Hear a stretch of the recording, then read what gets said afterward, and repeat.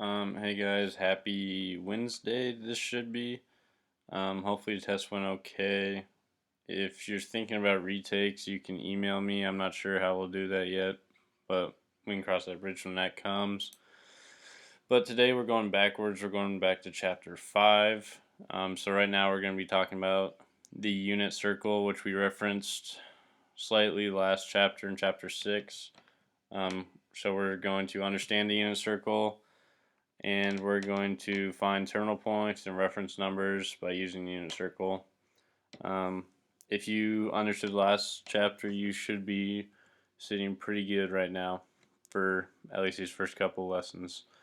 So, on the unit circle, a couple things to note. First, the radius is 1. We talked about that. So, distance from the center to the edge of the circle is 1. Another thing is that the center is at 0, 0. So if you're thinking about on an XY graph, the center is at 0, 0. And then the x and y lengths are equal to the cosine and sine ratios.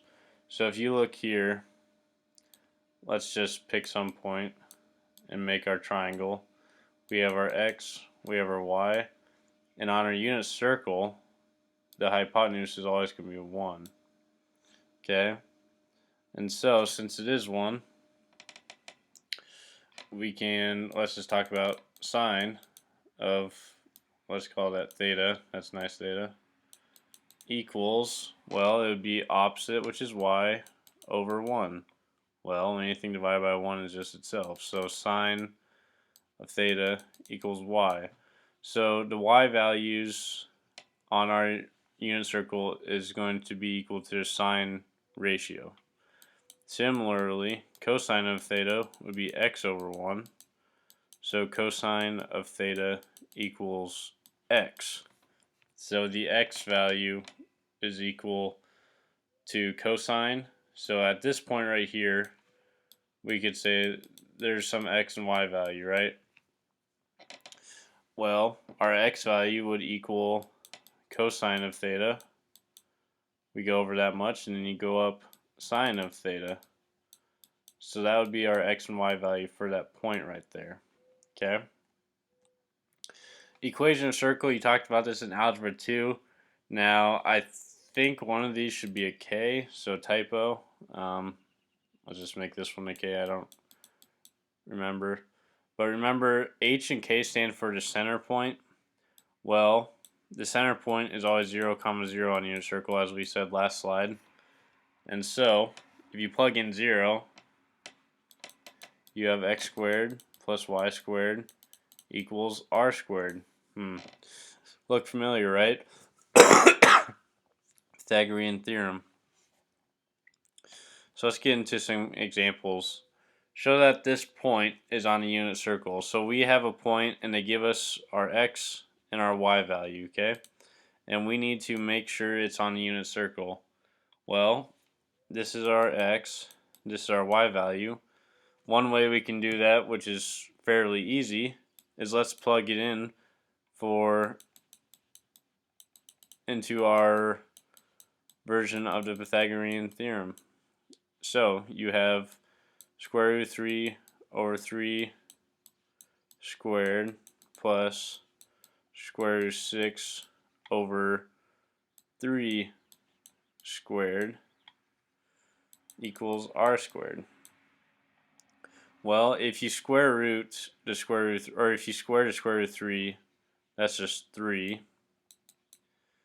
And then if you square 3, that's 9. So on the left, you got 3 over 9 plus square root of 6 over 3. So square root of 6 squared would be 6 over 9 again equals r squared. Well, remember, what do we want r squared to be? If you went back, r has to be 1, right? So r squared has to be 1. So these right here have to equal 1. Well, 3 plus 6, if you add fractions, you add the tops. 3 plus 6 is 9, and the denominator is 9. 9 over 9 equals 1. So it checks out. It is on a unit circle. And so basically, if they give you a problem like this, they give you the point on the unit circle.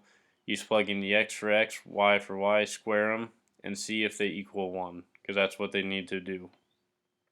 Okay? Find the y coordinate given P is in quadrant IV 4, and the x coordinate is 1 over 5. So first, before we even do the math, quadrant 4, we need to find a y coordinate. So we're looking for this y, but the x they tell us is 1/5.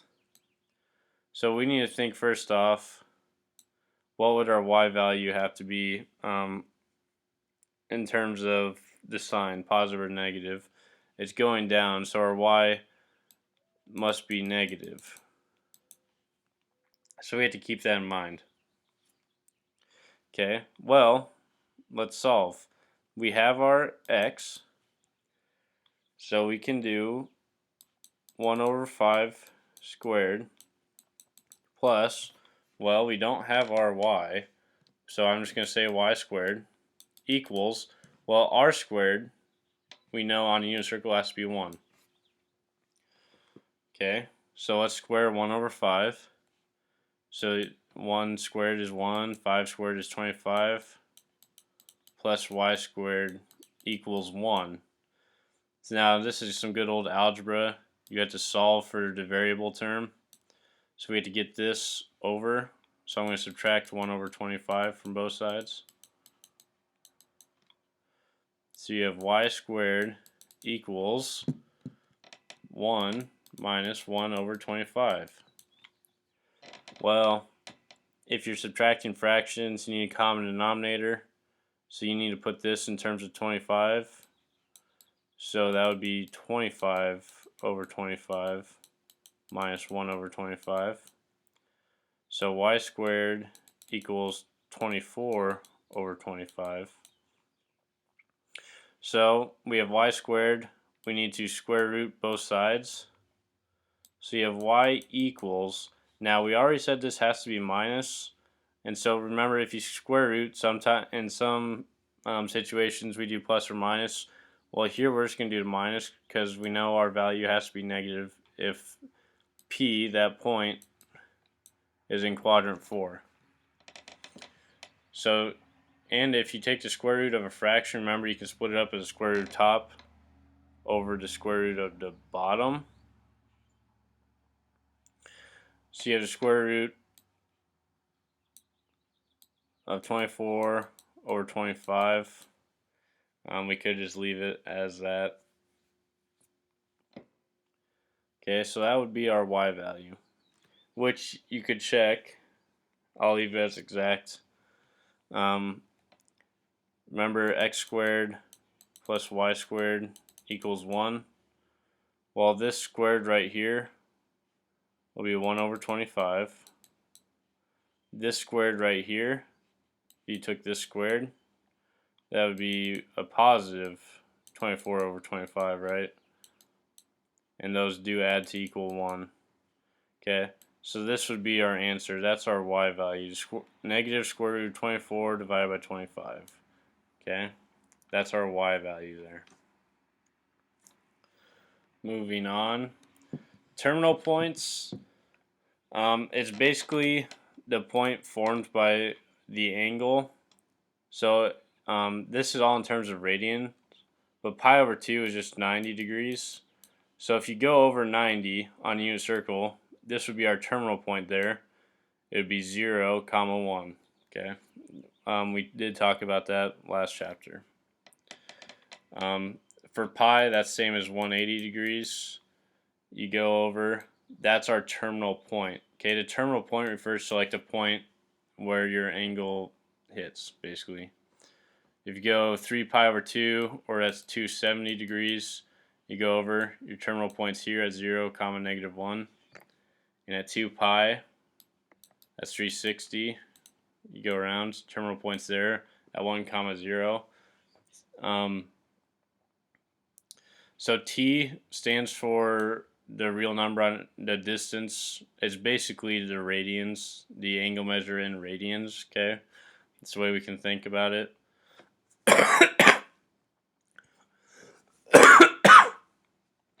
And so I was showing you basic examples of terminal points. They don't just have to be here, here, here, and here. You know, a terminal point could be here, or here, or here, here, anywhere, okay? So it doesn't have to be just on the nice axes.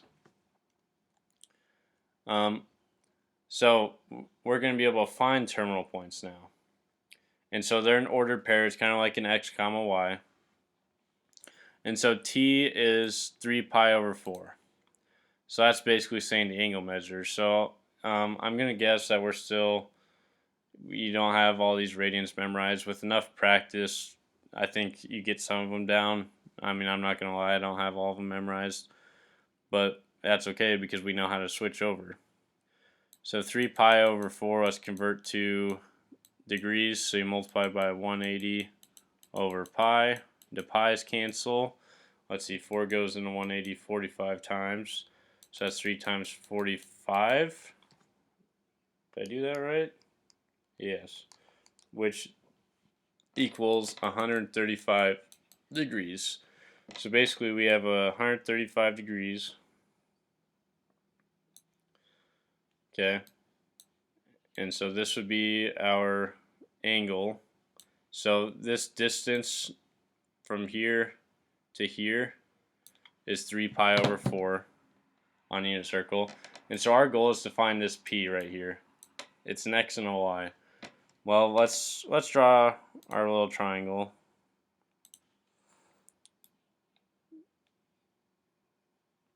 We know this is a 135. Maybe a different color. That's kind of hard to see, I imagine. Where's blue? So then this, our reference angle, which we're still going to use to solve, is 45 degrees. Which makes this 45 degrees. So we know that our ratio will be 1, 1, square root of 2, right? However, let's make them negative if they are. Our y is positive, it's going up, so this is a positive one. And this is a negative, because we're going to the left on the xy. Now here's where it gets different. Okay, this value right here wouldn't be 1 comma negative 1. Because if you did the Pythagorean theorem, x squared plus y squared equals 1, we need this to be on the unit circle.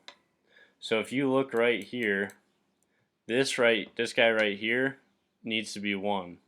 So we need to divide this by something to equal 1.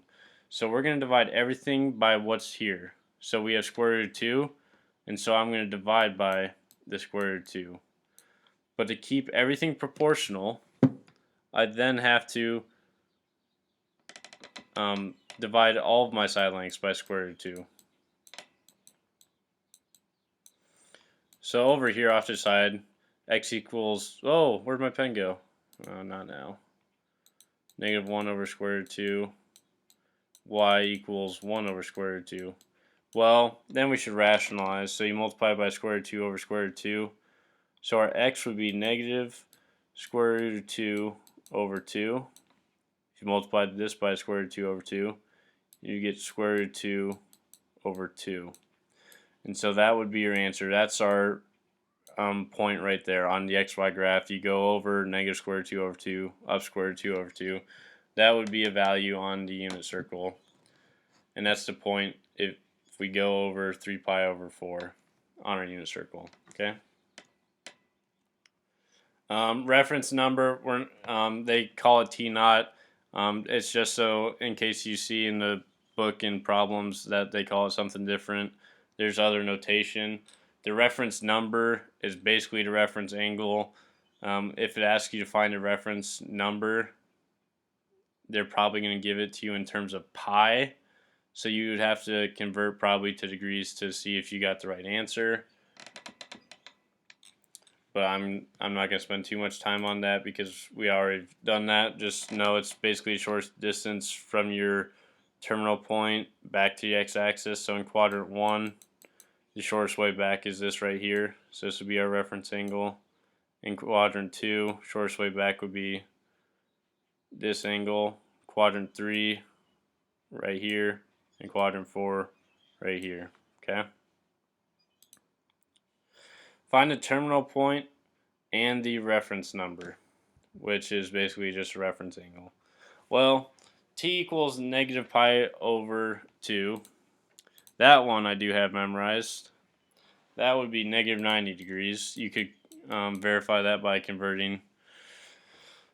So I'm going to draw my triangle, or my XY. I don't think I'm going to try drawing my circle because that would end up terrible. But if you go over 90, negative 90, on a unit circle, we've said this last chapter and this chapter, our x value would be 0, and our y value would be, you go down 1, so negative 1. So the terminal point, which is notated p, and then you have your x and y, would be 0, negative 1. And so we don't really have reference number here, right? We don't have reference angles if they're on the axes, and so we don't even need to worry about that part. In all honesty, on the homework, if it asks you to list a reference number, you really don't have to because you use that to solve. So moving on, well, let's do a couple more of these. So t equals 11 pi over 6. I don't have that one memorized, so we're going to have to convert 11 pi over 6 times by 180 over pi. Pi's cancel. 6 goes into 180 30 times, so that is 11 times 30, which is 330. So this is a 330 degree angle. So if I draw this over here, 330, 90, 180, 270, you go 60 more. And so what's left is a 30 degree angle, right? And that would be our reference number. Again, they would probably give it in radians. Now this is right here is my unit circle. This is just for the angle. I could try drawing my circle. Oh, magical. So we're trying to find the terminal point again, the point right here. And so we need to create our triangle. Well, this is 30. We know that's 90, so this has to be 60. So this side length would have to be 1. This side length would right here would have to be square root of 3. And this would have to be 2. Now let's make them negative if they should be. Our x value, well, that's positive. Our y value is negative, right?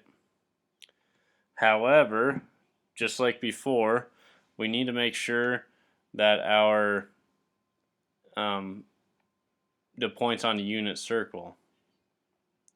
And so, right now our hypotenuse is 2.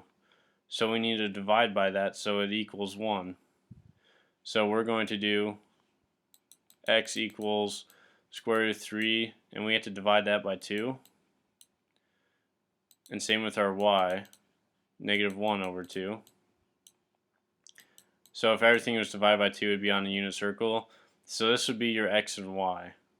So p, our x, square root of 3 over 2, comma, negative 1 over 2. That's our terminal point that we were trying to find. Okay, and so you could verify that's correct by using that Pythagorean theorem, x squared plus y squared equals 1, which this would work. You would get 3 over 4 plus 1 over 4, which equals 4 over 4, which is 1.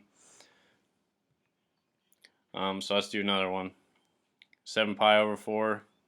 So 7 pi, now it's feeling a little laggy, times by 180 over pi. Pi's cancel. 4 goes into 180 45 times, right? Yeah. And then we got to do 7 times 45, which equals 315. So this right here is a 315 degree angle. So let's draw my axes again. 315, 90, 180, 270. And let's see, we need to go over 45 more. So 45 more.